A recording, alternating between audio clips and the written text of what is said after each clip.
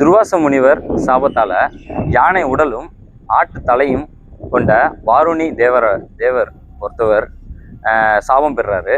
அந்த தேவர் வந்து இங்கே உள்ள சிவபெருமானுக்கு திருப்பணி செய்து மோட்சம் பெறுறாரு. அதனால தான் இந்த ஊருக்கு திரு ப்ளஸ் ஆடு ப்ளஸ் யானை, அதனால தான் திருவாடனைன்னு பெயர் வந்த காரணம். இந்த கோவில் பார்த்தீங்கன்னா கிபி மாவட்டம் திருவாடனை வட்டத்தில் திருவாடனைங்கிற ஊர்லேயே அமைஞ்சிருக்கு. இது பார்த்தீங்கன்னா கிபி 8ஆம் நூற்றாண்டுலேருந்து 9ஆம் நூற்றாண்டில் பாண்டிய மன்னர்களால் கட்டப்பட்டது. அப்போ வந்து இவ்வளோ பெரிய சிவாலயம் கிடையாது. மெயினாக அந்த கர்ப்பகிரகம் மூலவர் மட்டும் வைத்து சிறியதாக தான் இருந்திருக்கு. பிறகு ஒவ்வொரு மன்னர்களும் ஆட்சியில் பார்த்தீங்கன்னா ஒவ்வொரு தலமாக புதுப்பிச்சிருக்காங்க. இதில் பார்த்தீங்கன்னா நமக்கு மாரவர்மன் குலசேகர பாண்டியன் முதல்ல திருப்பணி பண்ணியிருக்காரு, அவர் தான் கட்டியிருக்காரு. பிறகு சடையவர்மன் சீவலப்பன் அவர் கட்டியிருக்காரு.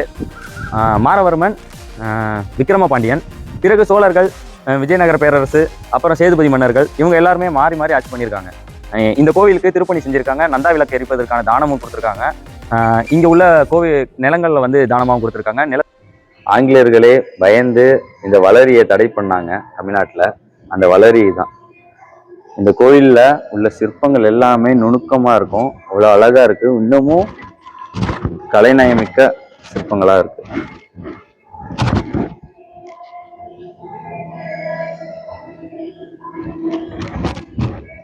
சேதுபதி மன்னர்களால் கட்டப்பட்ட இந்த தூண் ஒவ்வொன்றும் ஒவ்வொரு கதை சொல்லுது.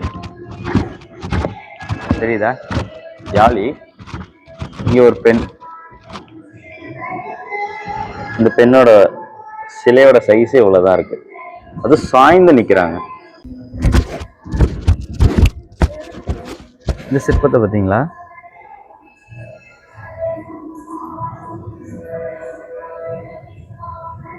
யாழி இது மனிதன் மாதிரி உட்காந்துருக்க மாதிரி இருக்கு. யாழியோட முகம், ஆனால் மனிதனோட உடல். ஒரு விசித்திரமான ஒரு சிற்பமாக இருக்கு. இங்கே பாருங்க, இங்கே யாழி, இந்த மண்டபத்தில் இந்த தூணில் பார்த்தீங்கன்னா இதுலேயும் யாழி, இதில் மான்.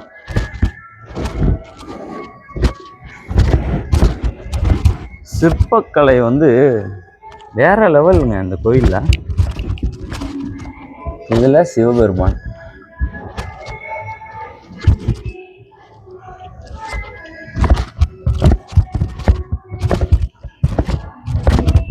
கண்டிப்பாக அனைவரும் வந்து பார்க்கக்கூடிய தலம் தான்.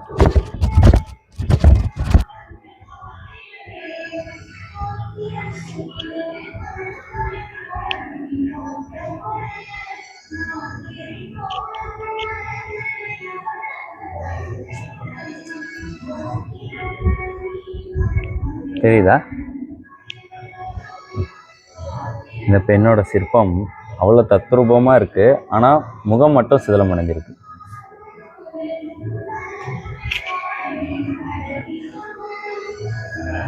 இதுதான் ராஜகோபுரம். இந்த ராஜகோபுரத்துக்கு கீழே பார்த்தீங்கன்னா, ஏன்னா ஒவ்வொரு கோபுரமும் ஒவ்வொரு காலகட்டத்தில் கட்டப்பட்டிருக்கு, ஒவ்வொரு மன்னர்களாலும் கட்டப்பட்டிருக்கு. இதில் பாருங்க யாழிய எவ்வளோ அழகா இருக்கு. இந்த சிற்பத்தை பாருங்க, எவ்வளோ அழகா இருக்கு.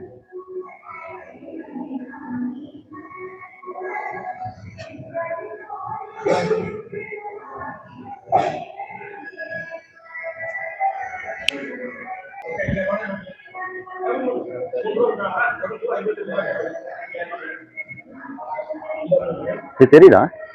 இது வந்து சேதுபதி மன்னராக இருக்கணும், இல்லைன்னா பாண்டியர்களாக இருக்கணும். எனக்கு தெரிஞ்சு இது சேதுபதி மன்னராக தான் இருக்கும். மன்னரோட முகம் பொறிக்கப்பட்டிருக்கு, ராணியோட முகங்களும் பொறிக்கப்பட்டிருக்கு. சிற்பங்கள்லாம் சூப்பரா இருக்கு. இங்க பாருங்க.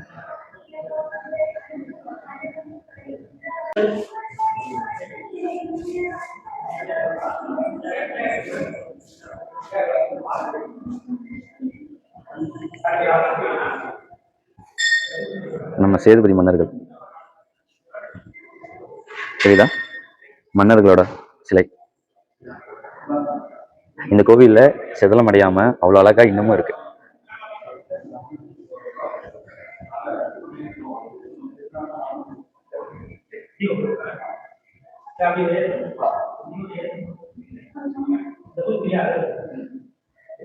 இந்த கோவில்ல பாத்தீங்கன்னா ரெண்டே ரெண்டு கல்வெட்டு தான் இருந்திருக்கு. மொத்தம் 3 கல்வெட்டு. அதில் ஒரு கல்வெட்டு பார்த்தீங்கன்னா ராஜகோபுரத்து கீழே இருந்திருக்கு. இந்த கோவில் யார் கட்டியது, திருப்பணி பண்ணதெல்லாம் அது வந்து ஒரு காலகட்டத்தில் பார்த்தீங்கன்னா அது சிமெண்ட் போட்டு மூடிட்டாங்க, அதோட அருமை தெரியாமல். இங்கே ஒன்றே ஒன்று இருக்குது, அது கீழே இருக்குது, கால் நடந்து போகிற இடம் இருக்குல்ல அங்கே இருக்குது. அதுவும் முழுமை இல்லாமல் பாதி தான் இருக்குது, தெரியுதா?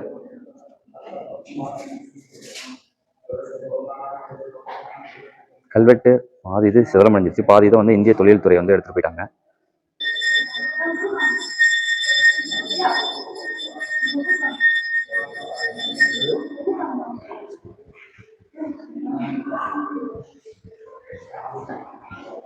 அருமையான கோவில், பல வரலாறு தாங்கி கொண்டிருக்கு.